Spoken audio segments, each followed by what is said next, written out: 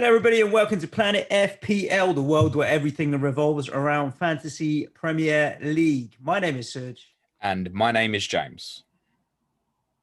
It's weird. I think this is the first time ever in the history of Planet FPL that we have recorded two what we would call regular full podcasts in the middle of a game week, because this game week is still not done.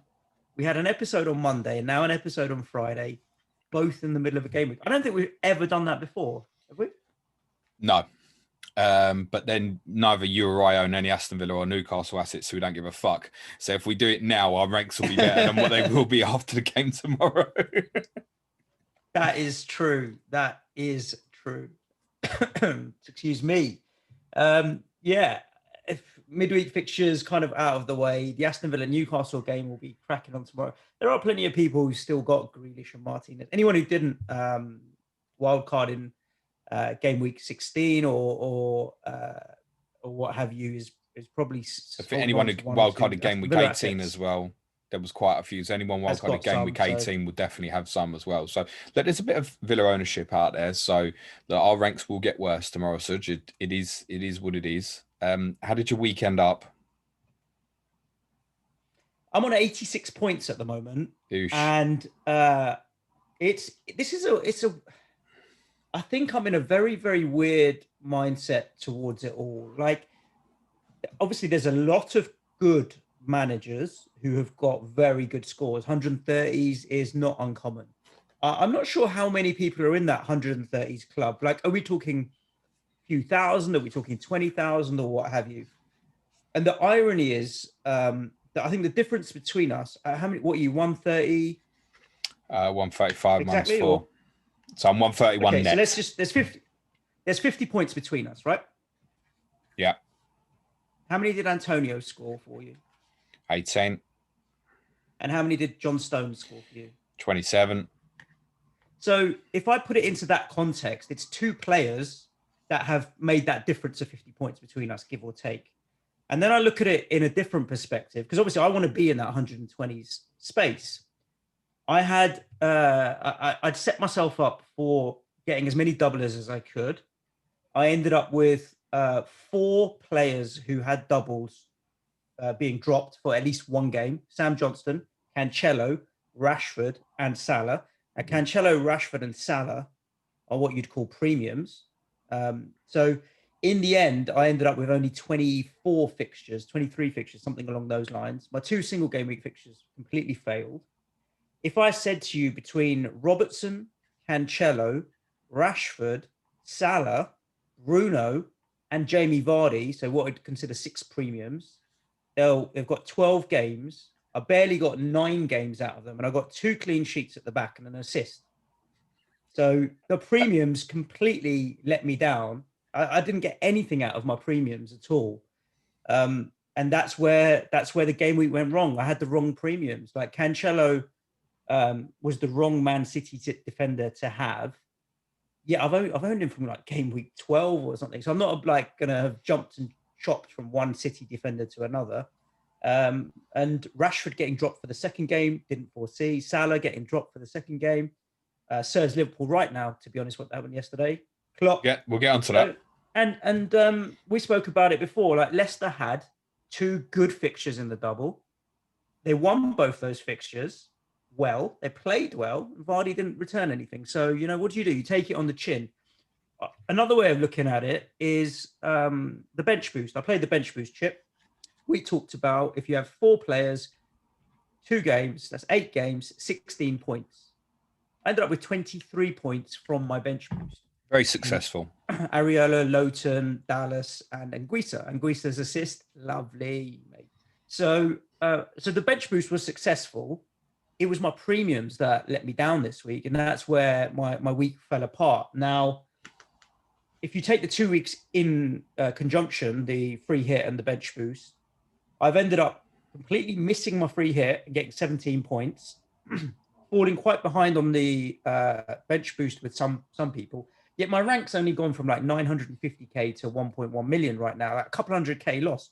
If you'd have said to me, you're going to have 6 premiums, get no returns, you're going to fuck up your free hit, and you're going to have loads of your players not even get a double game week, but you'll only drop 200k.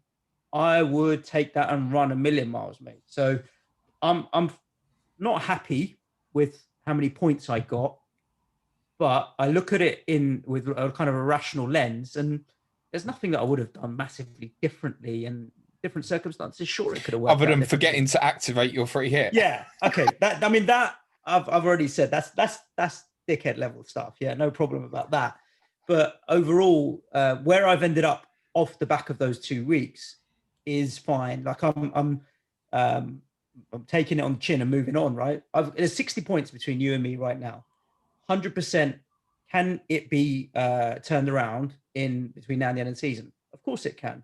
Of course it can. So it's not like it's turned into a disastrous situation where I'm like Jurgen Klopp thinking, how am I going to catch the Manchester clubs? Sorry, why am I digging out Liverpool so much today? I just think you're looking for someone to blame, aren't you? No, I don't care about Liverpool, to be honest with you. I'm glad Burnley won. Obviously, for me, the 2 weeks have gone very, very differently. I was 1.6 million when I activated the free hit in game week 18. I'm now 429,000. Now, depending on the Villa result on Saturday or so, I'm likely to lose some ground there, no doubt about it.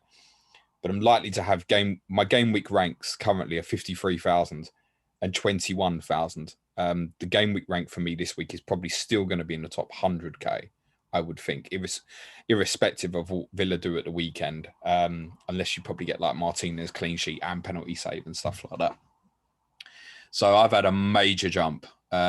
Whatever happens, it looks like I've jumped a million places over the 2 game weeks into now a strong position to push on. So it just shows for me the value of and the importance of these 2 weeks. And you're quite right. I've been lucky. I said this on Monday's pod. You know, I'm the one who had John Stones. I've had John Stones for a little while, but it's still lucky that that's the one Manchester City player I had is the guy who went off. If Leeds Southampton hadn't been postponed, I probably wouldn't have bought Antonio. I probably would have bought Jamie Vardy. I probably would have sold Harry Kane. I'd have been worse off for the week. There's no doubt about it. Unless obviously that second Leeds Southampton game was 3-0, in which case I might have well caught up. So I'm well aware that it's gone fortuitously for me this week as well. You've had a bad run of luck. He's gone to close the blinds on his curtains. Yeah, I was wondering why I'm looking like an absolute silhouette on YouTube. So I closed the blind behind me. And now I look a little bit more like a human. There we go. Before we talk games, I kind of, in my tweet last night, I said, no Kevin De Bruyne questions, please, because I think it's major topics. We should just go ahead and just probably cover that bit off now, Suj. So you have or not? In Sky, but not in FPL. Nope. I would have bought in FPL. If I had he been fit, I would have sold Salah for KDB this week, probably. That's what I was going to do, yeah. So we've literally just had confirmation from Man City Extra, which is a fairly reliable account. They kind of broke yesterday that it was likely to be minimum of 2 to 3 weeks Kevin De Bruyne injury just before recording. It now looks like it's going to be 4 to 6 weeks. And basically 5 weeks from now is game week 26, likely to be the big double. Mm-hmm. So there's no doubt it's sell. For his 30% odd owners or so, has to go. We're in a position we haven't got. What would be your instinct if you did have? Okay, just a couple of quick questions. Go. You said 30% ownership. Remember the zombie teams that are out there. So I reckon it's even lower because we can't do anything in our dead team. If there's dead teams out there that don't have Kevin De Bruyne that were set up as dead teams, that's going to surprise me. So I reckon at least somewhere in and around 8 to 10% might be dead teams that own Kevin De Bruyne. So he's going to stick around. I don't know what his live ownership is, Suj, but I imagine his live ownership is quite possibly is more than 30%. I think it's probably nearer 50 to 60. Oh, is it? Yeah, I thought that 30% was what you took as the actual what's coming off the site. Sorry. Kevin De Bruyne obviously will be in dead teams, but if you just factor in just live teams, then De Bruyne's ownership is higher. What would you be thinking to do if you owned?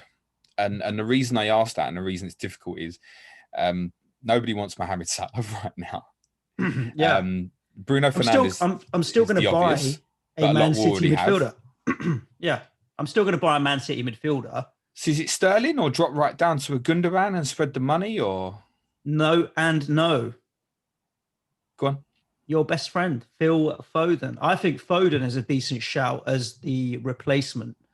I'm just looking at my squad at the moment and trying to decide what direction I want to take it in. We've seen in the last couple of weeks that defenders are really racking up points quite nicely, getting bonus points when they're keeping clean sheets. We haven't seen a lot of high scoring games. Again, midweek here, it's not many of the games have really popped off. So I'm re-looking at my team thinking I want to add I've got a City and a Liverpool defender. I want to add another City defender, and I'm actually looking at Reece James as well. So I'll end up with James. Where I want to end up is Stones, Cancelo, Reece James, Robertson, and then Souček. So strong 5 at the back. And then Harry Kane up. Soufal. Sorry, yeah. Soufal. You know what? Checkmate. Anyway, Harry Kane up top. I just think Spurs are going to get a good, decent run, and I think Harry Kane's reliable and consistent enough at the top. Bruno's sticking around for me. So Souček sticking around, and Emile Smith-Rowe. So I've got 2 midfield spots there, and I want one of them to be a premium, whether it's Salah or Mane or whatever it may be. And then I've got a spot at about 6 or 7 million, and Phil Foden fills that spot for me. I think without Kevin De Bruyne, they need him. They need Phil Foden. Is there any coincidence? He's played a few more games recently, and they've looked so much better. Admittedly, we've been screaming this. Bernardo's been playing. Bernardo's been playing as well. Yeah, but I think the price between the two of them, I'd rather take Phil Foden because he keeps popping up with goals and assists and stuff consistently when he plays. So I think Phil Foden for me is the one that I would go to. I don't know if I would also then recommend him to other people, because I feel like I'm taking a slightly more aggressive, risky decision with it. But Phil Foden's the one that I'm thinking of going to. What about Sterling? What's the thoughts? It's difficult, isn't it, with Raheem Sterling, because everybody knows the potential upside, and at any point he could go off. I mean, he's been getting minutes consistently. He's not. I wouldn't consider him in the category of a rotation risk for Pep. So I think Sterling will continue to get minutes. He falls into the same category as Aubameyang. We know the upside. We're just not sold on his form right now, are we? So there are a number of players in price brackets below that will score more. Like James Maddison right now, for example, is really on fire. 5 goals in 7, and Leicester are playing really well. And I listened to his post-match interview, and he's consciously saying, I need to get more goals and I'm going to put myself in positions to get more goals. Well, if he's thinking it and trying to do it, whatever he is now, what is he, 7.2, 7.3? I think Maddison suddenly, I'd rather buy James Maddison than Raheem Sterling right now, money aside. So no, but Raheem, not for me. The key point on this is it's well and good to have the idea of saying, okay, let's drop Sterling down to a Maddison and I'll bring a 4.5 up to Diaz levels, whatever, and bring Brewster up to an Antonio, that kind of thing, right? You're taking out one of the big hitting captaincy options out of your team if you sell, well, you've got to sell him basically. So if you don't go elsewhere if you don't want to go to Salah, or maybe can't go to Salah because it's not affordable, and a completely understandable why you wouldn't want to take a hit for him at the moment. Same for Sadio Mane. If you already own Bruno Fernandes and you already own Heung-min Son as another, because obviously De Bruyne down to Son, I mean, that's a straightforward option as well, right? And then you're spreading more money. Yeah. Then you're losing a captaincy option. And the thing that brings Sterling in the conversation is, I think for me, and it's important for other people, is start looking forward now from the captaincy perspective. So if I look at this coming week, I think it's fairly clear at the moment. If Bruno comes through that game unscathed against Liverpool in the Cup on Sunday, his captaincy numbers against Sheffield United are going to be huge, absolutely huge, right? As long as we think he's going to play, the majority of people who own him are going to put the armband on him. Would you pick Raheem Sterling as a captaincy option away to West Brom rather than a fully fit Bruno Fernandes at home to Sheffield United? Perhaps, yeah. I agree with you. But also, I'm thinking of captaincy quite differently now, because I'm not so scared to put the armband on a defender all of a sudden. Like if I think City are going to keep a clean sheet, I don't mind captaining a Cancelo or a Stones if I think they're going to just lost Trent and Robertson from that conversation as options to do that. you're going to think I sound bonkers, but Antonio just scored 2 in 2 in a double game week. And we've got some very good fixtures coming up. We've failed to score, I think, in 2 games now. This is 3 games. Sorry. We drew 0-0 with Southampton. He came on late in that.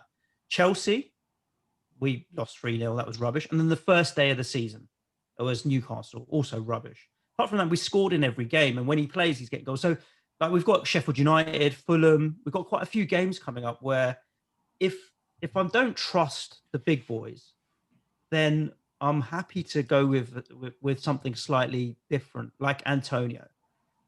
Or if I don't have a Man City midfielder, I think Foden's going to get rotated. Cancelo or Stones is fine. I think I'm going to think a little bit differently with captaincy and not always think premium. Captain doesn't always have to be premium. No, of course it does. I mean, Antonio has 5 goals from 8 starts. And what's interesting about that as well, 11 bonus points. Is only, I think, five or six forwards who've got more bonus points than Antonio this season. Antonio's only started 8 games. One of them he got hooked after 50 minutes against Manchester City. So I get that. That's fine. You can look at alternatives. And, listen, you can captain people like obviously Son, obviously, Jamie Vardy, come down further to Antonio if you think there's someone particularly who's got good fixtures. I mean, we could still have teams that might have a double in 23. But I just, to answer the Raheem Sterling thing, I just look at West Brom, Sheffield United, Burnley coming up as the next 3. And I still don't think I'd captain him in any of them game weeks. And that's why I think I probably won't go there. For me, my initial thinking at the moment is obviously I don't own De Bruyne. Priority for me is therefore I don't have to worry about getting the other premium in. I'll just leave Salah at the moment. I think, look, it's not great for Tottenham away this coming week, but then after that, they've got West Ham away, Brighton at home. I'd look at that Brighton fixture at home and still think, when that comes round, there's still a good chance I'm going to want to put the armband on him when it comes back round, actually. So I think for me, it's either... The West Ham fixture's not going to be easy for them as well. We're not going to give them any space. We've been defending so well recently.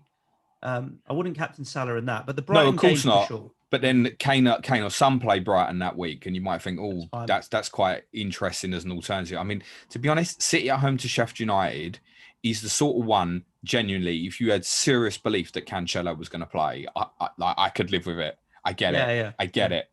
But it's also the sort of game where if Raheem Sterling could go off, he would. He also has a decent record against Burnley, who they play in game week 22. I think I'm going to go Trent down to Diaz, most likely, to add that to Stones. Or if Cole Walker's out for a few weeks and I feel a bit more comfortable to go to Cancelo, I will. Because definitely I'd want to captain Cancelo over Diaz or Stones. But I also, with the amount of fixtures and the close proximity of them at the moment, I'd rather go with the reliable, personally, at the moment. The reliable didn't do me too badly this week. And then I think going treble City is dangerous. Just from the perspective of if suddenly De Bruyne's back in 3 or 4 weeks, a little bit quicker than we anticipate for whatever reason, and suddenly you feel like you've got to get him in for game week 26, then that becomes dangerous. City are definitely going to have a double in game week 26. We think it's quite possible they'll have a double in 24 and 27 as well, depending on cup results this weekend and further down the line. So City could have 3 doubles in 4 weeks. So then it's a balancing act. Do you want to just go for the treble City defensive for potentially 3 doubles in 4 weeks? And you've got 3 great fixtures before that as well. You've got Liverpool either in between, but then at the moment it is what it is, right? Or do you get someone in there, someone like Gundogan? And you can get someone like Gundogan in.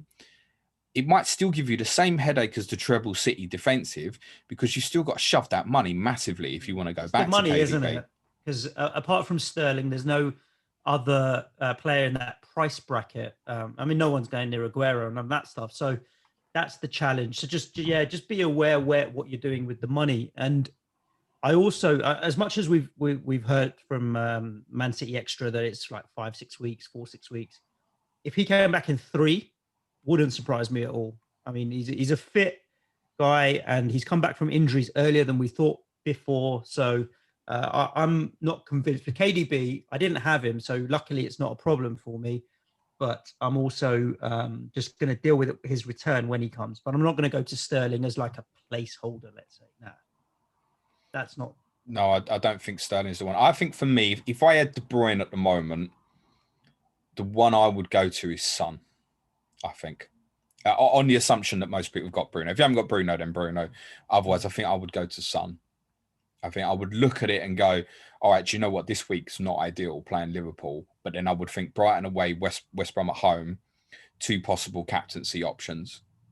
And 23 when we play West Brom, depending on the cup games this weekend, there's a possibility that, I mean, it's unlikely, but if Tottenham did lose to Wickham on Monday night, there's a very good chance that Tottenham will double in 23 for that West Brom game.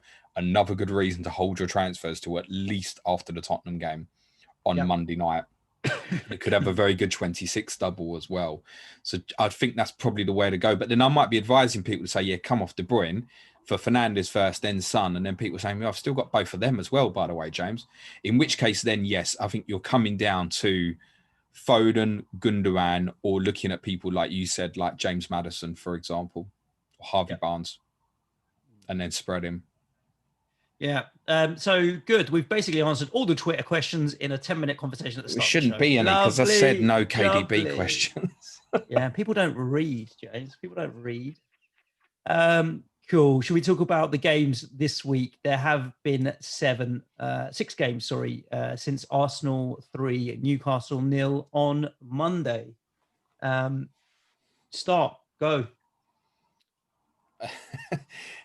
It's been a fascinating 4 days or so in the Premier League. Obviously, if you want to get our thoughts from the weekend games, we released the pod on that on Monday. I saw the Newcastle team. I couldn't believe it. It's rare that I feel the need to have to tweet before a game's even started, but this felt like one of them. So we've gone for Newcastle. We've gone for 5-4-1, extremely defensive.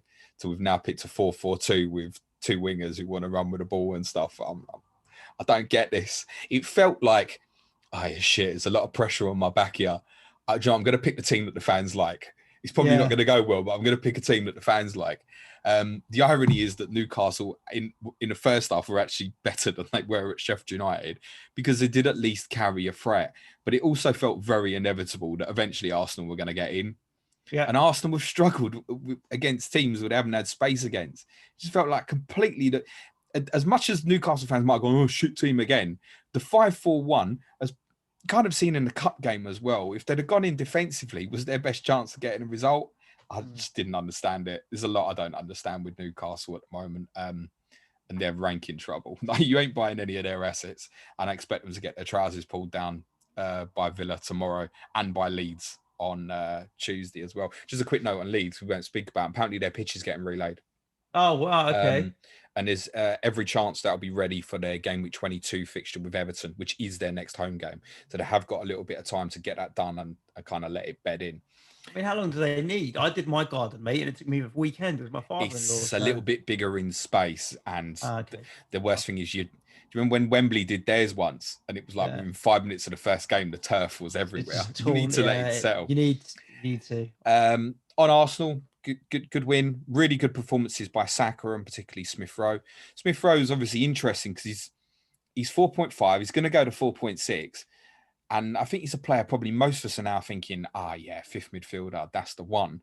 But you can't really get there. It's like, I've got to fix the City thing. For others, it'll be fix the De Bruyne thing. Not taking a hit to get him. Nah. It's 2 challenges. One is taking a hit to get him. And then the second is when he's sitting there as your 3rd, 4th, 5th midfielder, it's the same Suchek problem. He's going to get returns because he is consistently chipping away. If I want to buy Smith Rowe, much like Suchek, I want to play him. The way he runs with the ball and has his head up. Head up, yeah. Is there anyone else that does it in the league that he reminds you of, James? Jack Grealish? Yeah. There's a few players that always looking at what I'm not comparing his ability to Jack Grealish, by the way, but stylistically. I mean, just picking the ball up, looking at angles, playing through balls, finding people on the overlap and stuff. I mean, to go from nowhere to coming into the team 5-6 games and have that impact, fantastic. I just don't see how he could get dropped, I'll be honest with you. So I will. If I was to wildcard at some point, it wouldn't surprise me if he'll end up in my team. But I do have that debate of, then am I going to just get tempted to want to play him week in, week out? And if Arsenal's improved attacking threat continues, then he's going to be a no-brainer to want to play. James Maddison, off topic, scored 17 points this week, 7.1 million. The only player priced at more that got more than 12 points was Pierre-Emerick Aubameyang. That'll sum up a game week for you. Yep, that's the premium player we all should have had this week. None of this De Bruyne, Salah stuff. Yep, we all should have had Aubameyang for the single fixture against Newcastle. No, we shouldn't. This completely played into their hands. They've got 4 difficult games coming up now. Southampton twice have got them in the cup, then the league. United, Wolves, then Villa. To be honest, then it's Leeds, Man City, and Leicester. So it's still a difficult run of fixtures now to come for Arsenal. And I think I was looking at some of Adam at 35 Who's comments or Arsenal correspondent saying, look, we're not deluded. It's been a good run. There's 5 wins if you include the Newcastle Cup game and 5 clean sheets. But everybody at Arsenal knows this is now a much tougher run coming up. So some people see Aubameyang scores twice and want to buy him. You know that, mate. Yeah, sure. Yeah, don't do just that. Hold fire a little bit. Look, if he gets into a run of form, no problem. Because one of the reasons we were so excited at the start of the season when he got moved to a midfielder was the fact that he was a midfielder. So if he's picking up that extra point for the clean sheet and he's more prone to BPS if he's scoring goals, if we see some consistency, 100% he'll be on my radar because of that, but not yet. And I think I need to see Arsenal's fixture. Very simple point, longer term on Arsenal, right? So you could look at game week 24 and think, Leeds at home, that's nice. Bruno's got West Brom. Burnley away, game week 27 is probably their easiest other fixture between now and 29. Actually, Arsenal have a very good record against Burnley. They haven't struggled against them like some other teams do. And just looking at that week now, Liverpool have got Fulham. So, I mean, that is way too much money for a player that you look at and go, I'm not going to capture him in the next 9 weeks. So it's a loss, isn't it? So I think we just accept Aubameyang not as an FPL asset unless they suddenly walk into a nice double at some point. And even that, 26, if it falls for them, is Leicester away and West Ham away. That would be their 26 double if it falls. I don't think you'd be paying for Aubameyang for that, would you? No. No. We talk about West Ham 2, West Brom 1. You obviously watched it as well. Again, I think West Ham just... A lot of our games at the moment seem very much copy-paste. What does that mean? It means solid defensively, keep it simple, and keep chipping away, create chances. And if we're patient enough and keep creating chances, eventually, we're going to score. But keep the opposition away from the box. Don't let them get chances inside the box as best we can. Defend solid, and we will get chances. Use the flanks, Bowen and depending whoever it is, Ben Rama this time around on the flanks. Use Antonio effectively. Creswell continuously providing a threat with balls into the box from the left. He's always there or thereabouts to give the midfielders an option to play it out, to whip it in. And even when we conceded at the start of the second half, I knew we were going to win the game eventually because I knew we had enough firepower to keep chipping away, and we will. Antonio said we keep grinding out results. I almost feel like we are, in all of the games, we're the better team, but we are still grinding out the results as opposed to winning by 2-3 clear goals. I mean, all of the last few games are 1 goal here, 1 goal there, but we're grinding them out, but not shithousing them. Does that make sense? What you're saying is we're not playing like Sam Allardyce team. Is that what you're saying? No, we're not. And we pass the ball around quite well in midfield, give ourselves options. I enjoy watching us because I know we're good at the back. I know we're stable at the back. And eventually we will get into our rhythm. Some games we start quicker than others. I mean, this game was a rare change for us because 25, 30 minutes in, we've got 65% possession. They've got 35. And normally it's not like that. We let other teams have the ball at the start of the game. So it's a different challenge, this type of game. I was disappointed that we lost our clean sheet, but I've got kind of 2 opinions on the goal Pereira scored. I'm like, if all we're going to do, if we're going to say, you know what, if you're going to have a pop from 30 yards and you stick it in the bottom corner and 1 in 15 goes in, fine, take it. But we're going to keep him away. And if he wants to shoot from distance, let him shoot from distance. Because on the whole, Fabianski's quite reliable. And the other side of me is like, he could have been closed down. we were a little bit dozy on it. Could he have been closed down? Yes. So we shouldn't have let them score. But by the same token, they didn't have that many chances inside the box. They didn't have any big chances, as you'd call them. Other than Darnell Furlong should have equalised right at the Yeah. I mean, even Burnley had the odd chance as well. But I think we keep, if you look at the course over the course of 90 minutes, we do well defensively at the moment. Did you deserve to win?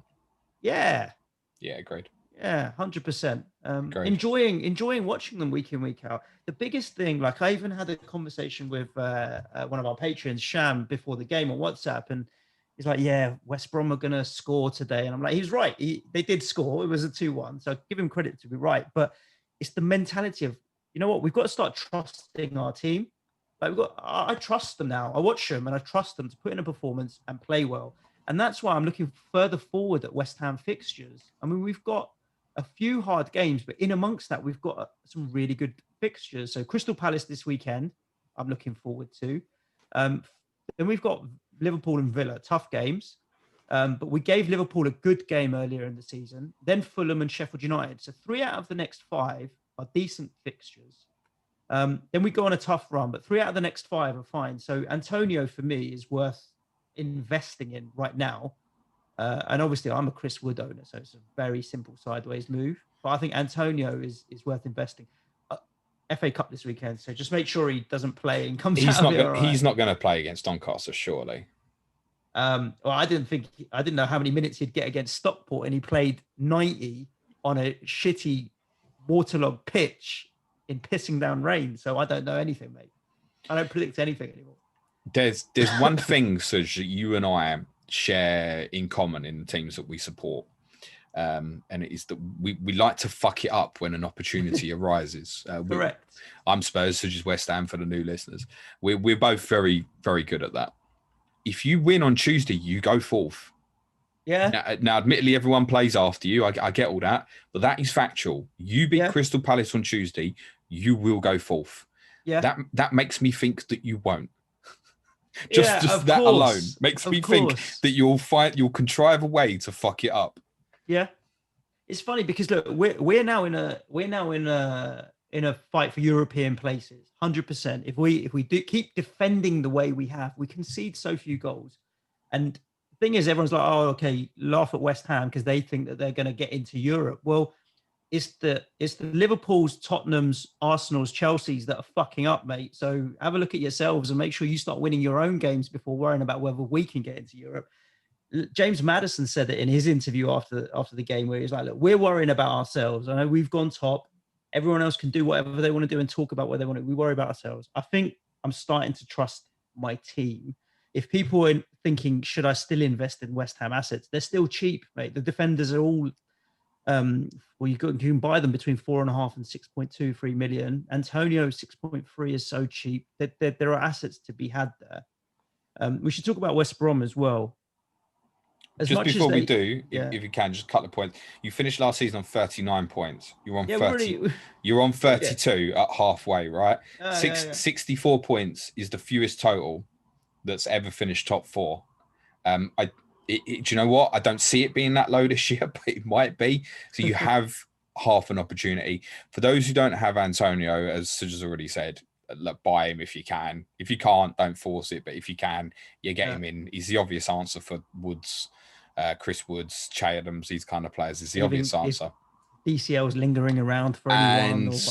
I wouldn't sell DCL if they lose to Sheffield Wednesday on Sunday night. I'll just say that. There's a lot of people obviously on treble West Ham at the moment. I'm obviously one. Antonio, Souček, Soufal. And I'm not worried about it because my simple take on it would be that if I don't like the fixture, like, for example, Liverpool in game week 21, I'd probably just leave Souček and Soufal on the bench. But I'll tell you what, I would never leave Antonio out unless he's got the single game day away to Man City in 26 and everyone else has got a double. Then I might go, okay, yeah, fine. I'll leave him out. I'd never leave that geezer out because he'll score against anybody. Yeah. He's a great asset. Tactically, we realised quite early, or Bowen and Soufal on that right-hand side, that the West Brom didn't offer any threat there. And Bowen just drifted in so much. And Soufal basically was playing right winger for half the game, with Bowen almost drifted in as second striker up until the subs were made. You just made me think of one more thing. So Bowen and Souček both have 5 goals now this season. All 5 of Bowen's have been in games when Antonio started, and all 5 of Souček's have been in games when Antonio hasn't started. That's an amazing fact. Although it's worth saying that Souček obviously scored the winner at Everton after Antonio had come on, and I just think it's a little bit of a coincidence. I don't think there's a lot more in it than that. But obviously, a lot of Souček's goals will come from the ball flashing across the box, and obviously Antonio adds another weightage to being somebody else who's in that space and capable of scoring. Might be the only thing that correlates. But I think probably the headline on that is that it could be good for Jarrod Bowen. But I couldn't personally justify paying for Jarrod Bowen over Souček. No, there's other players in the game that offer better value. What did you want to say about West Brom? I think they're going to get some results. Okay, go on. I think they're going to get some results. Look, I mean, they're big and strong and they do what they do well. And I think they, like the Wolves game, I think they're going to bulldoze their way through to some results. I felt like they carried more goal threat than Burnley did at the weekend. It's a similar game, right? Similar kind of circumstances, similar kind of opposition.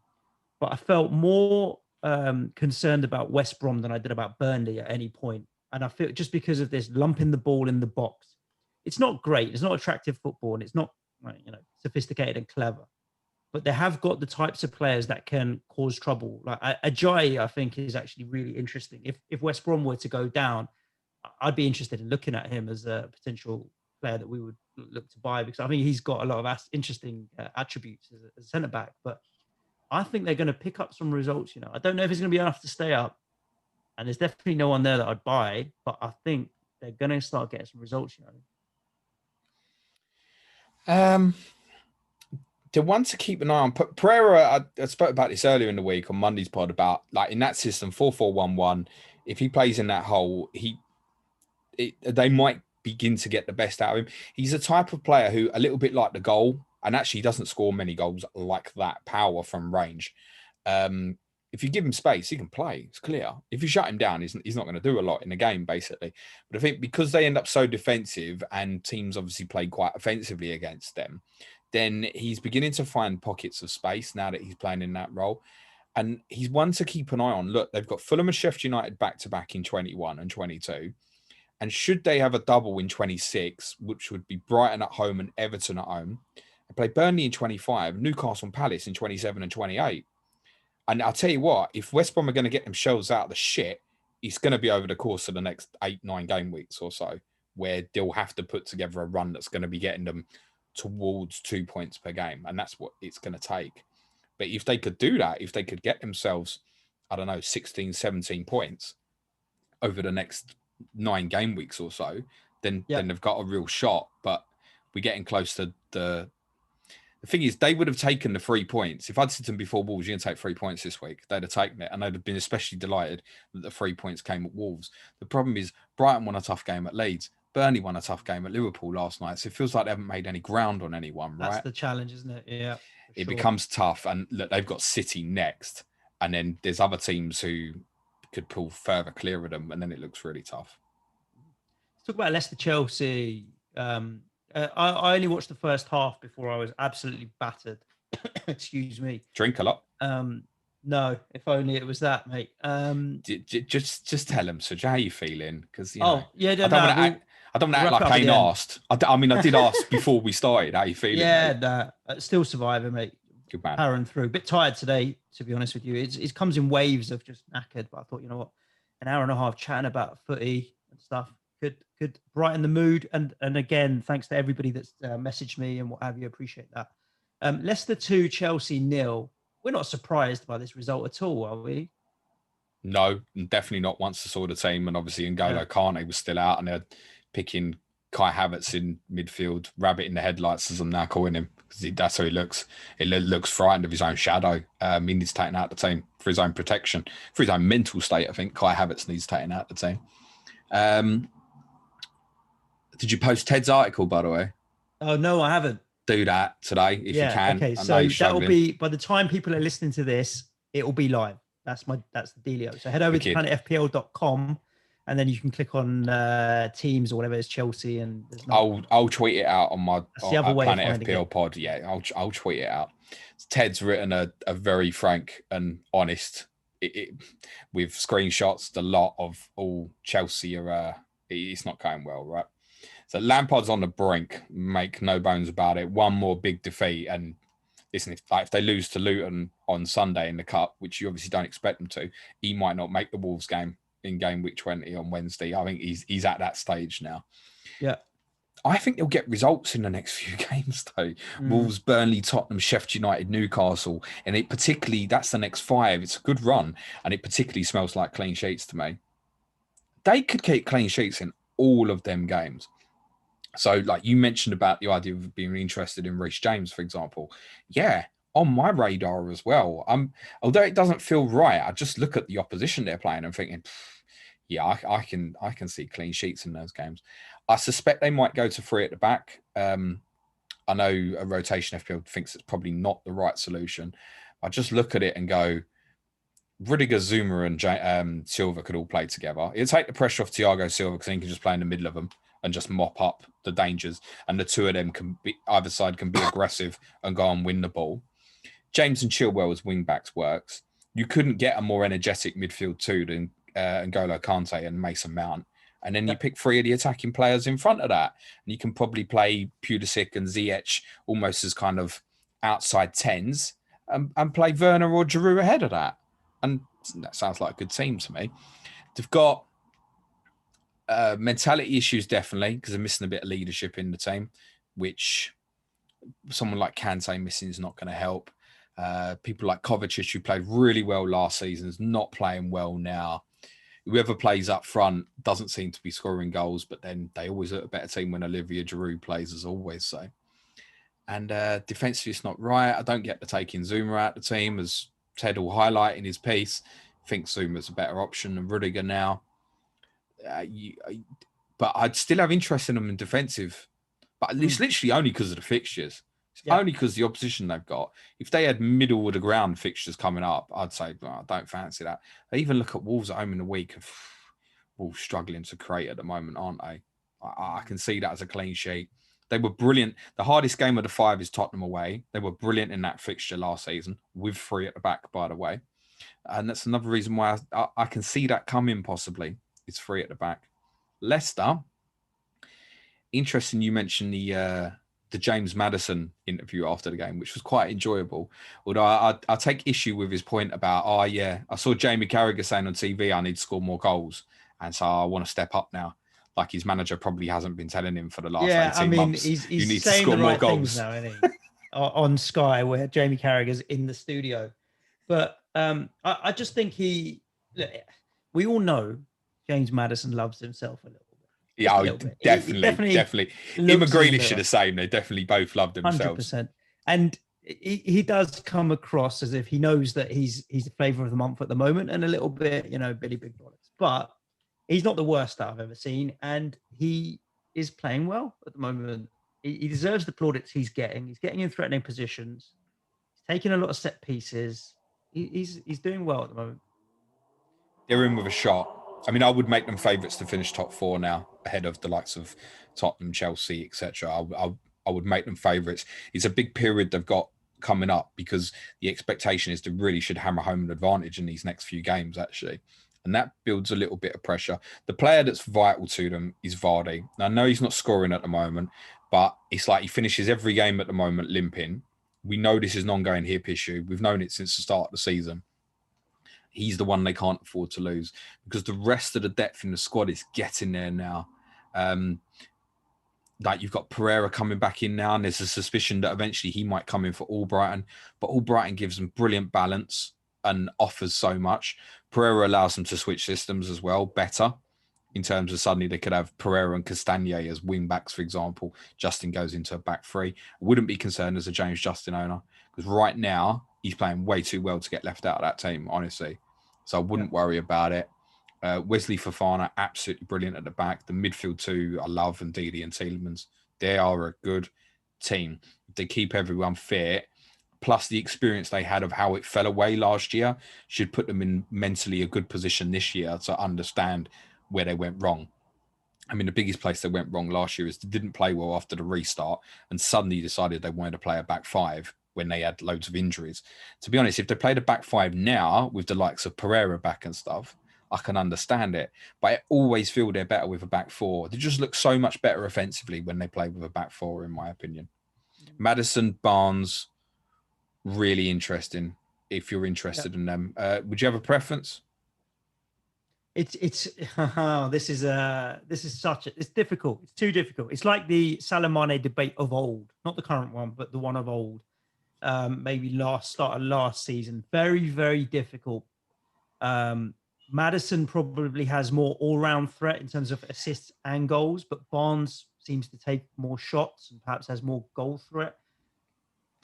I think there's a fag paper between the two of them at the moment. Really difficult to choose. I'd be encouraged by Maddison's 3 goals that he scored recently. He's scored in, obviously, the last 3 games. They've all been from inside the box. I mean, to be honest, particularly the 2 goals in this game week where he's actually running beyond people in behind, it's quite unusual for him. The goal he scores at Newcastle where he's coming onto a pulled back cross feels more like a James Maddison goal. So I think, to be honest, I joked about it, but what he said in the interview about being more conscious of getting forward more, the goals are evidence that in terms of they're not common James Maddison goals. You expect him to be, assisting from set pieces, striking from distance, etc. I'd probably still buy Harvey Barnes though, personally. Just a little bit more favoritism that I think he could go a little bit bigger, but it's really close call, actually. He's another one now. I feel where he'd been rotated in the team early in the season, he's probably getting the benefit for it now. And if there's a weak spot to that team, it is the attacking area at the moment. The lack of cover for Vardy. And if Barnes doesn't play, they don't have anyone else in the squad who can really carry the ball for them from the attacking third. Like Maddison's a decent ball carrier and Diddy, Tielemans, but Barnes can carry a ball and shift past someone. And you don't have someone else like that at the moment. And that's why I think it's important he stays in the team. He's also playing really well. To be honest, nearly everybody in that team at the moment is performing well at the moment. And that's only going to lead to positive results. Of course. The games on Wednesday night started with Man City 2, Aston Villa 0. Now, I didn't watch this one. I was going to watch the one. Don't tell me that. No, Did you not watch it? But I listened to it on the radio. I had it on and it just felt like continuously attack after attack after attack after attack after attack after attack. 20-something ridiculous chances for Man City, double figures for Villa, and yet ended up 2-0. It was on the verge, I think, of becoming the best 0-0 in Premier League history. I know just a brilliant game. You broke the curse with your tweet. I did. What about the quality of the chances? Because I spoke to a friend of mine who did watch the game, who triple captained KDB. Just, commiserations on that. Like 59 minutes is just the ultimate kick in the balls. And he's like, yes, City dominated and they created a lot of chances, but they didn't create a lot of big chances or very clear-cut chances in the end. Did you feel like it was a lot of build-up and then not quite the quality of chances that would have led to a 5-6-0? Oh, listen, I mean, 2-0 was harsh from Villa anyway. City just about deserved it. But not because City were bad in any way. Just Villa were really good, man. You felt like they deserved something out of the game. Yes, City had plenty of chances. But what I love about Villa at the moment is they swing punches back at you. So they're quite happy to absorb pressure because they've got people like Mings and Konsa happy to head the ball away. It's probably the best to see Matt Targett play for Villa, and ironically went off injured at 0-0. And Cash looks better every time I see him as well. So they're happy to absorb, but then when they break, it's not just a case of, they just break with 3 numbers. Like, John McGinn had chances in this game, right? It's it's City, I'll just sit in midfield with Douglas Luiz. Like, he had one glorious chance, which was an air kick, and he's a good striker of the ball. And if he strikes it, who knows, maybe Villa go in front in the game. So there were times in the game where they went for it. When they got across the halfway line with the ball, they were progressive and they looked like they could hurt City more than anybody else has since that Tottenham game in game week 9. So lots to like about Villa here. I think El Ghazi being left out was tough on him. And if you own him, it was tough on you as well, because probably didn't deserve that. Ross Barkley does give him something a little bit extra. I think it's better for Grealish, and that's why he's gone straight back in. City, no, it was good. It was good. Even though they were giving chances away, you go, a lot of it was because I'm going, Villa are playing well here as well, right? I mean, Edison made some good saves in the game. I think Edison 4 saves doesn't happen that often, right? I think Martinez made 5. Good performance from both goalkeepers. Villa's good work didn't come from particular mistakes from City. It came from good work from Villa, right? Yeah. Honestly, if the game would finish 4-3, everyone had gone, that's about right. The greatest of all time, yeah. It was just a great game. To be honest, it got to the point with about 20 minutes ago, the amount of chances that were going begging, and City were really edging on top at this point. It was unbelievable. Like, it was one that Gundogan's got a tap in from 3 yards and it managed to go through his legs backwards, and madness happening in the game. It was just a brilliant watch. I don't really want to over-analyze it from a tactical point of view. Just give a hand to both teams and say, brilliant, more please. And Villa are really watchable nearly every game at the moment. And it's so refreshing to see someone swing at Manchester City, because everybody else being just defensive against Manchester City at the moment is not particularly working either, right? Villa could have won this. Good. We covered off City assets very well at the start of the show. There's no real change on Villa assets as well. Obviously, Ross Barkley's back now, though. That's the only one that's slightly different. But Grealish is still always a great asset. Watkins up top if you want that. Any of the defensive guys, Martinez still a great goalkeeping option. Mings, Concert. I mean, we talked earlier in the season about how there was 7, 8, 9 options at Villa that you could go to. It's no different now still, is it? I think my interest in Villa might depend quite a lot on what other teams do in the cup this weekend, rather than what Villa do themselves against Newcastle, actually, because should Tottenham or Everton go out the cup this weekend, there's every chance Villa will play one of them in game week 23. And then suddenly you're looking at a double game week of Villa, which could be Arsenal and Tottenham at home, for example, for Villa, or Arsenal and Everton at home. And I think you're very interested then. So if you've got the Villa assets, and obviously it's come through, it looks like the double's going to happen now, we assume it's fine, then you've potentially got another one to come. And there could even be another one in 26. So definitely keep if you're looking to buy. I think it's a watching brief for the weekend. I can't give you the proper answer now. And the reason for that is if it turns out that, say, Leeds and Southampton is going to be a double instead, you've probably got players at that value, like you're comparing sort of Barclays with Rafinha's, Watkins with Bamford's, Adams, where then you might edge away from buying the Villa players and look at them as assets instead.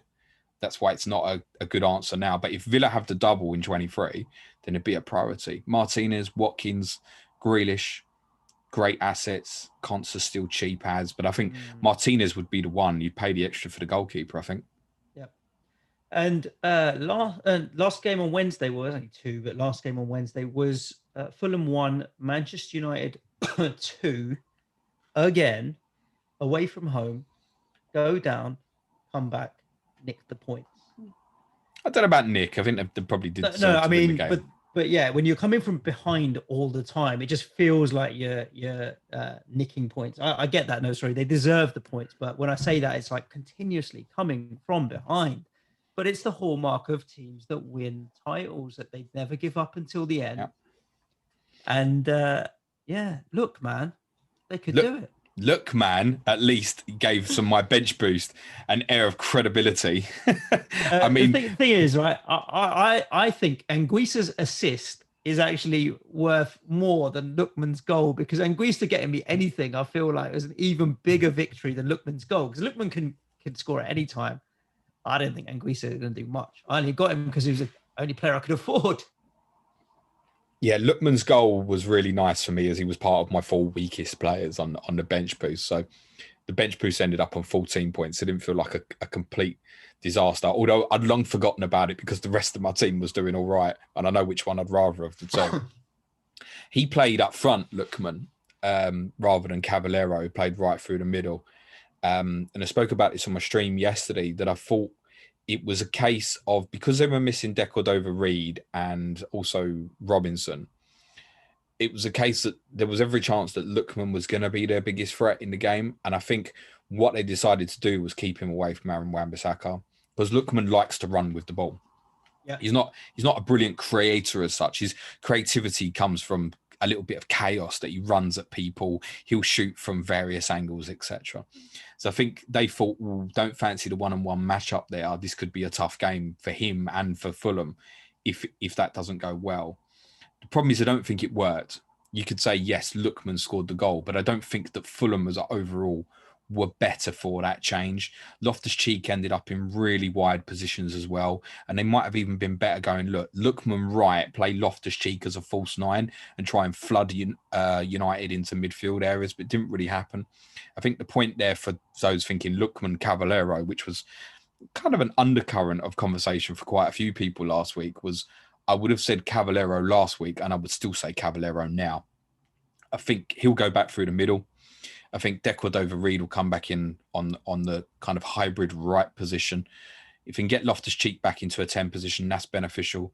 So he looked like he wanted to run the game in the final 20 minutes, having been very quiet for the first 70. And they'll get Robinson back for game week 21, which would be a big plus for them as well, because I like him. So I'd still go Cavallero over Lookman if anybody was thinking of having that decision. And with Brighton and West Brom next, there are people that will be thinking, I can see the improvements in Fulham. I've no qualms with the fact I've got Areola, decent keeper. He's kept at least 2 points every game week since game week 3. And there's only 3 clean sheets in there. But since they changed system, Fulham, they've only conceded 2 goals or more on 2 occasions. And that was 2 goals, both occasions to the Manchester clubs, who right now look like the 2 best teams in the league, you could argue. Yeah. So they're fine. I consider them defensively. I think Areola, if for some reason you've walked into a goalkeeper problem, I don't know how. Maybe you're concerned because Matt Ryan's gone to Arsenal. Maybe you suddenly finally decided you need a goalkeeper. Areola's all right, He's all right. Keep an eye on them, Fulham, because they're getting better. But you're right. I think United deserved this, really. And won by Pogba, who played this game in a deeper role. I did think he'd play higher for both games in this game week. Obviously went back deeper. Bruno Fernandes, very lucky assist. But if you actually watch the game, he could have got a massive haul in this game, right? He hit the post. He put a few on the plate, particularly one brilliant cross for Cavani. He comfortably could have been hitting double figures himself, Bruno Fernandes. He avoided the booking. So as long as he avoids injury at the weekend, he's available for Sheffield United in game week 20. As we've already said, the captaincy will be absolutely massive on him. To be honest, if you've got him and you don't captain him, there's not much point having him. You'll definitely want him to blank if that's the case. It's going to be a shield week from that perspective. For many people, it's just going to be, all right, captaincy doesn't matter this week. Many of us will go Bruno and it'll be what it'll be. I don't particularly think with that fixture, it's a week to take a different gamble.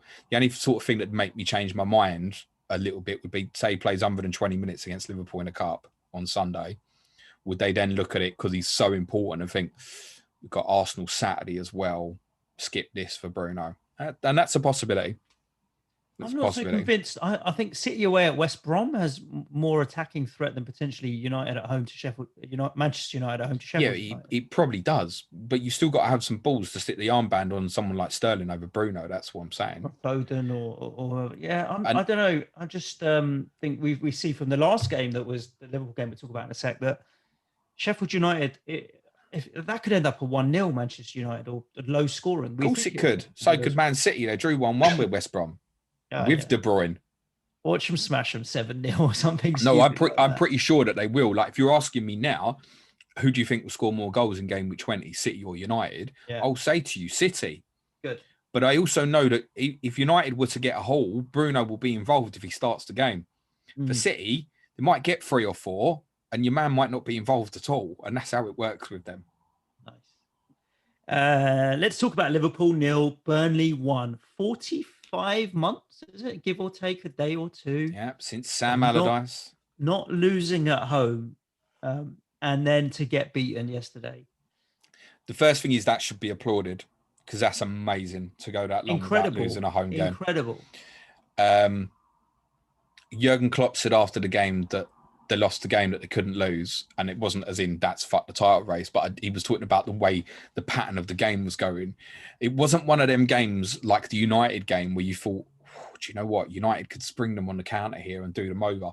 This never felt like that, to be honest. But at the same time, he did feel like Liverpool weren't going to score. Normally you watch them, and we've spoken about it so many times. I know it's repetitive, so I'm sorry.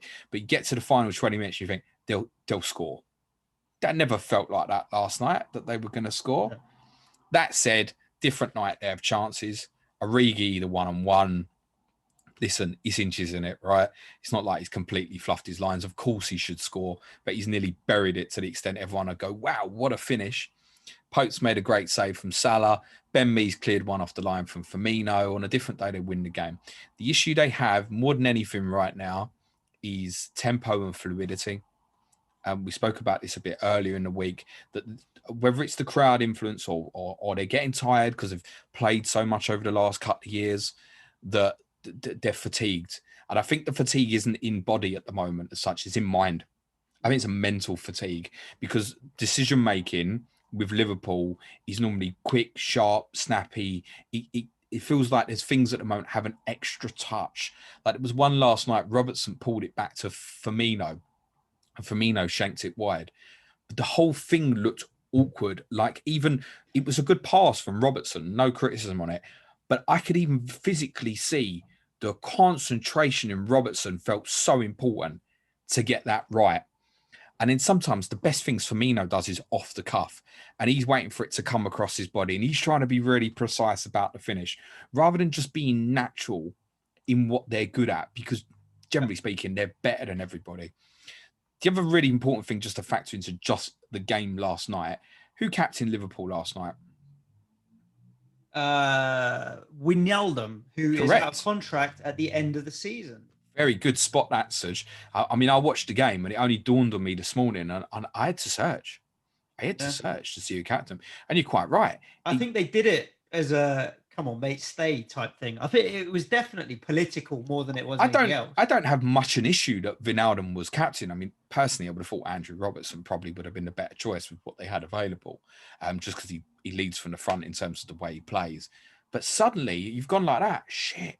All that experience they've got with people like Van Dijk, Henderson, Milner obviously is a great leader when he plays. And you're going, I don't know who captained them last night. Suddenly it's like there's no... So when you're in a bad moment like that, I could imagine last night Jordan Henderson grabbing a few people. Do you know what I mean? And kind of taking them forward.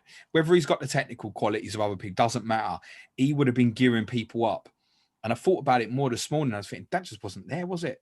And you're playing against the opposition, who are such a good collective outfit in terms of they know their roles, they know what they've got to do, they know what they like, they know what they don't like, and they're very good at what they do well. Yep, 100%. Sunday the 31st of January 2021, James. So we play as West Ham. We play Tuesday, and then we're off until the Sunday. Liverpool, when we play Liverpool have United in the Cup, followed by Spurs on the Thursday, followed by then coming to us on the Sunday. So 2 days less in terms of rest, and their cup game is against Manchester United, not Doncaster. Pencil it down. Put your 50p's on West Ham for a home win on the 31st Sunday. I'm looking forward to it. Like, I know Liverpool are likely to beat us and they're much the better team, but I'm in the mindset now, come and bring on the challenge, because defensively we'll be good and solid and stubborn. And Antonio, anyone can bounce off him. He's just so strong and solid that he'll cause whoever plays at centre-back a lot of problems. I mean, Antonio going up against Jordan Henderson at centre-back, for example, physically, that's going to be such a difficult challenge for him. So I'm looking forward to that game, not this Sunday, but the Sunday after a lot. 4:30 kickoff. Lovely jubbly. Noted. Although if you win at Palace, you'll definitely get beat by Liverpool. Well, if we beat Palace and then we beat Liverpool, we'd go above them on points after 21 games. It's stupid. I know it's really irrelevant as a statement, but for me, it's only relevant. The fact that we're above Liverpool is not relevant. It's the fact that where we progressed from where we were this time last season is the relevancy. So yeah, interesting. Now I'm looking forward to that game more than anything, because I think Liverpool now, it's that mindset, right? You know, you talked about how Leicester are playing so well and deserve to be in the top four and probably will go into the top four. It's as much mindset and management as it is ability on the pitch. Their manager's solid, making decent decisions, and the team are playing as a collective and playing together. And that's what some of the other teams that haven't been doing so well, Chelsea, Liverpool, for example, are struggling with. It's not ability to kick a ball. It's the other stuff. No, I to be honest, I think that I have sympathy with the fact that the Van Dijk injury, Gomez, other people they've missed, in the same way you had sympathy with Man City for losing the Port last year, right? These things happen. Ironically, City don't want the Port now by the looks of it. But I really think now, having watched them obviously last night, watched the game Sunday, it's a mental fatigue now more than a physical. And actually, what you mentioned about playing West Ham in a couple of weeks and obviously playing Tottenham before that, I mean, Tottenham's now a nightmare game for them because they're better than us in every single position, but we are not the sort of team that they want to be playing when they're struggling for goals. And no one can tell me that they could see that Liverpool were going to go 4 games without scoring a goal with the fixtures they had. Like, no way. Players they have, no way. So, well, we just talked though, however, about Leicester being in top form, James. The difference between you and me on this pod is I have a screen up in front of me which has news as it breaks. 18 minutes ago, the flag on Jamie Vardy has gone from green to red in FPL. And I'm going to read the headline live. This is like a live news show, rolling feed across the bottom. We need some music or something. Jamie Vardy, Leicester striker to miss games to have hernia operation. Oh, wow. That's huge. FPL say he'll be back on the 13th of February. That's not necessarily... I doubt that if he's having a hernia. Yeah, Jamie Vardy will undergo hernia surgery and is expected to be sidelined for a few weeks. We've been managing over the past few months, said Brendan Rodgers. Can't hold it off any longer. And there's not a lot of time in the season for him to make an impact. So do you want to start this podcast again? Look, I mean, it happens to us all the time, right? I still think I still like Iheanacho, though. I think he's a good player. So he's not going to give him what Vardy is going to give him, but Vinicius wouldn't give him what Kane would, for bloody example. is not, mate. Scrap Barnes, scrap Maddison, scrap that. Genuinely scrap it. Scrap it. Ignore it. Scrap it. Yeah, I'm no interest in them if Jamie Vardy's not available. So if you're a hardcore listener of the pod that listens all the way to 1 hour, 7 minutes, get in there. And if you're one of the lightweights that leaves after 50 minutes, tough shit. You're not getting the real advice. Yeah, it literally popped up on my screen just now, James. Well spotted, son. Would you believe it? Jamie Vardy is now out for 3-4 weeks, possibly, probably, maybe even more. So there we go. But that does give us a I don't think there's anything more to add on Liverpool other than if you can move off their assets, great. Many of us, I think me and you were thinking before the week even started, Salah to De Bruyne was going to be where we were probably going to go. I don't think there's an easy move off Mo Salah now, unless we mentioned it'll be the same answers that we gave for the De Bruyne at the start, right? In terms of players you consider, but I'd consider holding, and that's probably what I'm going to do as well. I'm probably more keen at the moment because I don't know where I want to go City midfield wise at the moment. I'm more keen in just getting the second defensive player, which I know that I definitely want at the moment. So as I said earlier, I'm likely to go Trent down to one of the others. Salah, game week 22. He's not that far away, and him at home to Brighton could still look great from a captaincy. But I don't know if you've got the faith for it at the moment. There were some people who swear by Mo Salah, right? He's always an essential, irrespective of form. My thought on him would always be, I don't know, can he keep blanking? Was it 6 blanks for Salah or something? It's unthinkable. Yeah. No, it unthinkable. Is. If I want to be picky, why is he playing against Aston Villa's kids in the 3rd round of Cup? Why is he playing against Midtjylland in the Champions League before they rested him against Palace? Wasn't the priority for Liverpool this game, Burnley? Because if Salah plays at Manchester United on Sunday in a competition which Klopp has previously not given a shit about, is that right? Use Salah as the impact sub against United. If you're level, go and win the game. He should have played this game irrespective of his form. And do you know what? It's such a state that it makes people question if there's something more. Jota has been such a miss. Also played in that Midtjylland game so unnecessarily. We have to credit Burnley. Nick Pope, brilliant in goal. They are essentially, they can keep a clean sheet in any game of football at any time. Yeah. They're a nightmare. If you do not score early against them, they become a nightmare. United found that out the other week. And United were knocking on the door, but it didn't really feel like the goal was coming. And, it ends up coming from a part deflected shot in the end. They are a mare if you don't score against them, because they're so good in terms of their shape and stuff. Charlie Taylor owners, I feel for you if you held on, because you obviously missed the West Ham game.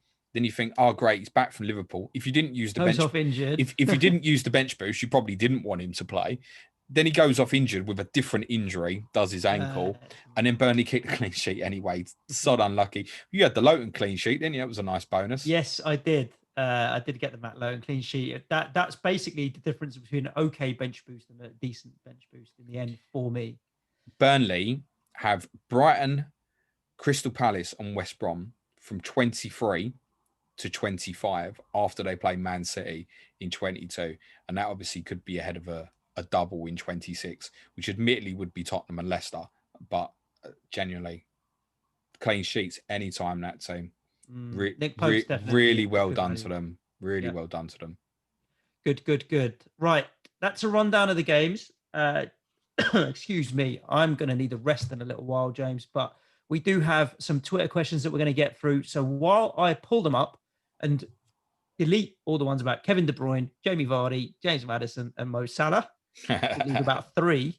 Why don't you tell everybody, if you can, what we have going next week? And I'm listening too, because I actually not fully on it. We have FA Cup this week. So Monday, full pod, previewing game week 20, I assume. No, Monday's Clash of the Correspondents. Take Monday off. Nice. Baldo, you have to turn up for the Patreon Q&A on Monday. Monday is McTavius, FI_FPL Addict, Crystal Palace West Ham preview for Monday. The reason we're releasing that Monday is so we'd obviously had time to reflect on the midweek. We'd also factor in West Ham's FA Cup performance over the weekend as well. So that's fresh to go for Monday. Tuesday will be a people's poll. I don't know the topics yet, but I suspect it might involve UEFA and Super Leagues and that kind of thing somewhere again, because there's been more leaks of some dodgy stuff in the last 48 hours, although it's worth anybody reading the FIFA statement from yesterday. Is fascinating. Wednesday will be Sky. Thursday will be full review of the game week 20. We'll do that on Thursday rather than Friday, just to give you a bit more time between 20 and 21. And I can go over Tottenham Liverpool on my stream on Friday. Fantastic. And there we go. Of course, we do release additional content for Patreons as well. We are getting towards the end of the month, but you can join anytime you want to. Patreon.com/Planet FPL. We have quizzes, Q&As, Sky Fantasy Football Extra Time today is what we're going to do for the Patreons. Obviously, the fixtures for February were released earlier this week. And a bunch of other fun stuff like the Slack community and what have you as well. Come and have some fun. It's not about making you better FPL managers. It's about building a community of people. A very interesting pod I would recommend that we did on Wednesday on Burnley's takeover, which with their win last night feels like it was very good timing. Yeah, absolutely. Yeah, I mean, for many listeners that didn't know, Burnley were taken over at the end of last year, start of this year, by some American investors, ALK, and obviously, they've got interest in analytics and AI Scout and various different things. So we obviously had a deep dive into what has happened there because it's gone a little bit under the radar. So it's not just all FPL in our Patreon network. It's about football and a few wider things as well, just about building a community. Because at this time, most importantly, I do feel like it's giving a lot of people a place to go to for their friends. One of the comments that people make sometimes, James, that I find the funniest is like when people are like, I don't know these guys, but they feel like just a couple of my mates that I'm having a chat with football about. I'm like, because we are your mates just having a chat about football. Like if you met us in the pub, this is what we'd have a chat about.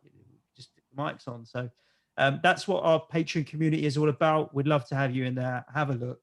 And if you're one of the lads posted a picture in the Slack the other day.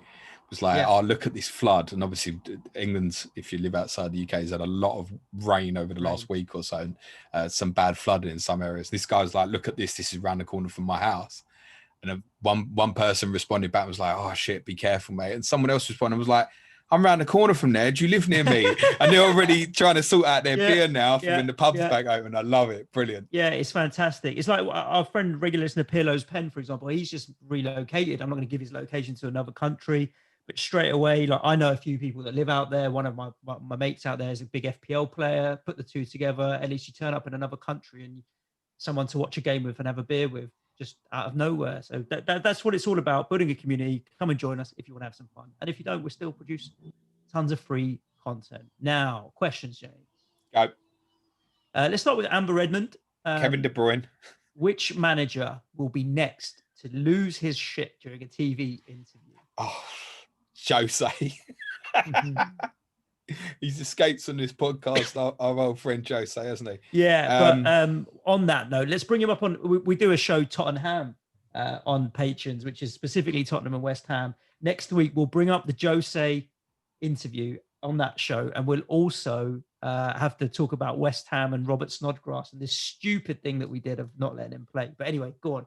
Who's next to lose their shit? Jose.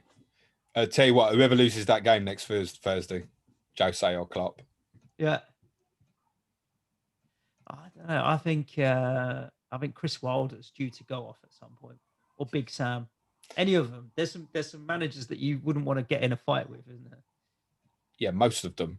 And to be honest, Klopp was fucking brave trying to follow Sean Dyche down that tunnel last night. Yeah. He stopped though, didn't he? When Dyche turned around and gave him the look, he gave him the old curly finger. Klopp didn't keep going, did he? Nah. Madness. We have a lot of questions around Jamie Vardy and Maddison. Jimmy the Claret, you said Maddison is feast or famine. If you had him, would you hold or gamble and move to Barnes? Well, now the situation has completely moved, Jimmy. And the answer is none of the above. If you own Maddison or Barnes, I wouldn't sell. Just hold. Yeah, I'd hold and assess what it looks like, etc. But that is big enough news for me to not want to be buying either of them personally. We've got a question here from Nikki Kassam. This is an interesting one, James. Nikki's been to some of our lives as well.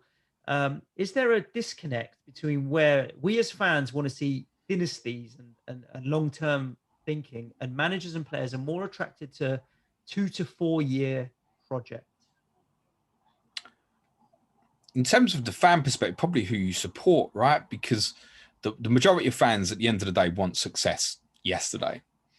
If you support a club like perhaps mine, Tottenham, who the majority of fans are like desperate for a trophy now, but also understood the vision of what Pochettino was going to do, and hopefully for a long period. If you speak to a Manchester United fan, they understand the patience was rewarded by holding on to a Sir Alex Ferguson and getting that dynasty, if you will, that everybody wants to replicate. Liverpool fans probably still feel the same about Jurgen Klopp and building something longer term, etc.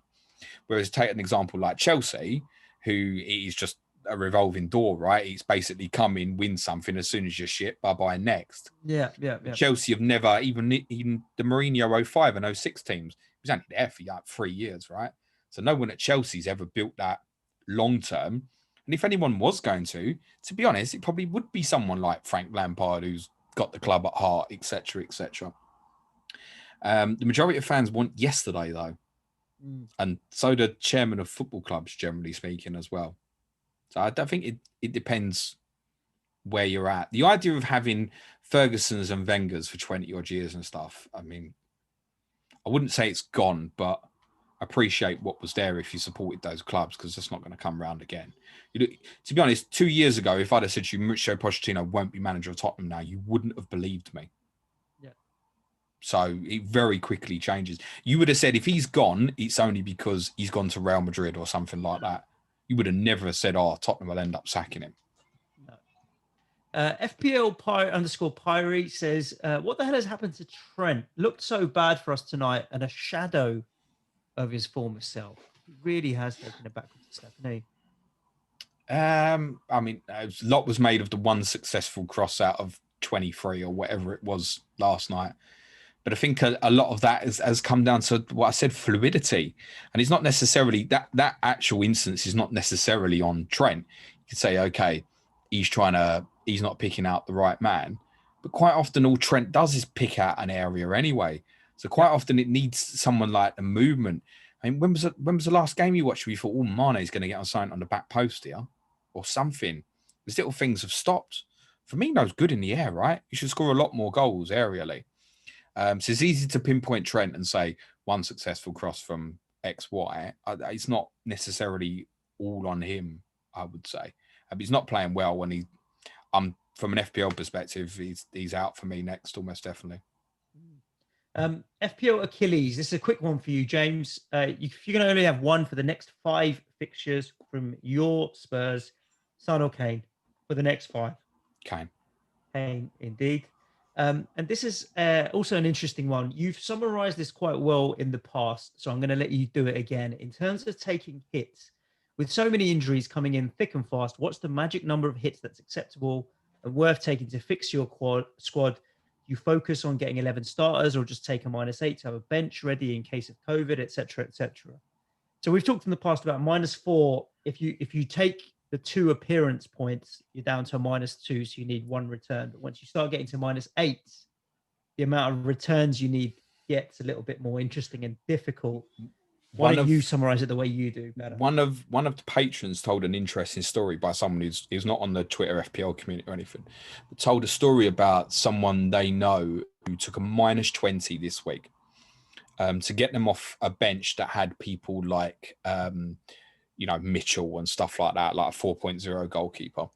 Took a -20 to get rid of the shit bench and got rid of, I think the premium player they sold was Harry Kane. And with that -20, got in a succession of players like Antonio, James Justin, I think, James Maddison. Anyway, the 5 players that he bought in alone, the 5 players scored just under 80 points. Wow. So I think John Stones must have been one of them. Yeah. Stones, Antonio, Madison, something else. Unbelievable. So he's taken a -20, and that -20 got him like it's like the best hit I've ever heard. Yeah. No doubt. Find this person. Let's get him on the pod. But most of the time that shit don't work. Yeah. You're right. Let's just remember it. So it depends, right? If you're doing that, to be honest, if that guy had taken a -36, who knows what he'd have done with the other transfers, right? It could have been even better or so. So if you believe in something enough, I mean, this person's obviously done that to then bench boost and stuff, so it's worked out amazing. But the interesting thing on that is, was it actually worth it from the bench boost perspective in terms of actually using the bench? We probably never know the answer to that. Because really on the -20, you're probably then looking for at least sort of 36 points from whoever you'd have left on the bench. If John Stones was one of them, great. Congratulations. Well done. I don't think there's a definitive answer for it, Suj. What do you think? Obviously, the more you take, I don't psychologically ever see myself being able to take a -12.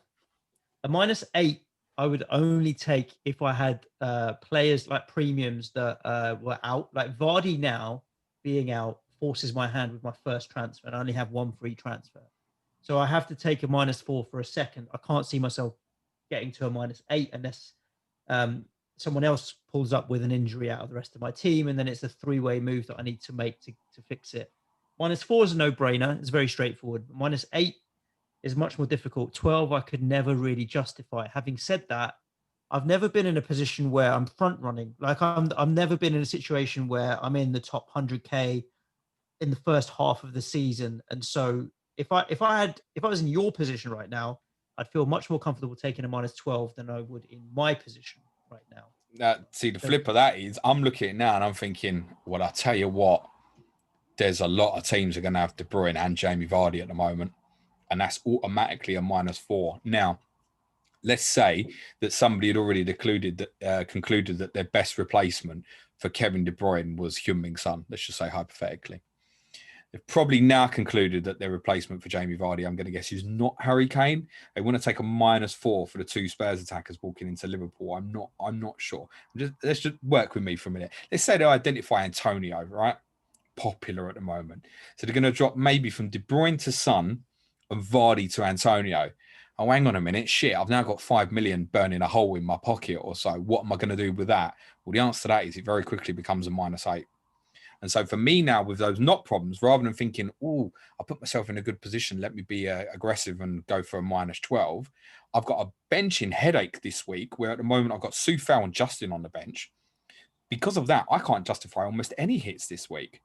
So then I won't be taking any. It's just one free transfer, get a Man City player, and I'll speak to you Thursday, kids. Yeah. Interesting. So kind of judge it on your situation, the desperation on need versus want. I think minus 12 needs what you said. You're losing of premiums. There will be, to be honest, those transfers will make a couple of minus 12s now because people get ratty with people they've got. And say they've got people like, I don't know, Rashford. It wouldn't be a good week to get rid of him. Bad example. Perhaps Salah. Shit, I want to get rid of Salah as well. And suddenly, bang. Then you're going from a 4.5 to a 9 or something. And then, it very easy becomes a minus 12. There'll be some this week. There we go, James. That is it. Let's. You did ask me earlier in the show how I was doing. There was a question from FPL Bailey as well. How am I? Listen, nobody who is listening wants to get Corona because it's draining, tiring, and it's spreading like wildfire. There was news today that the R number in the UK specifically is now below 1. So we are moving in the right direction. Vaccinations are increasing as well. So everybody do what you can. Wash your hands. I watched a very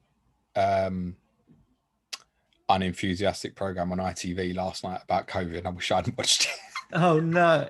In terms of what the future looks like? In terms of if I'm ever going to go to football again. It's looking more and more doubtful. It just won't be this season, I think, James. You will. I just don't think it'll be this season. Look, I think 5 million or so people in the UK have now been vaccinated. So that's obviously a massive help. And they want to get to that 2 million a week number. America now has a sensible president that might put a policy in place that slows it down. Because in America, it's still increasing day on day in terms of setting records every day in terms of number of cases. So all around the world, wherever you may be listening, firstly, we hope you're safe. And secondly, do what you can, wash your hands, and look after yourselves. Importantly, thank you for listening. Hope you enjoyed the pod. We're back at you on Monday. Ciao for now. And DM's open if you need any advice or anything. Just not a screenshot saying thoughts, please, James. Thanks, everyone. Be nice to each other. Cue music, please, man, child.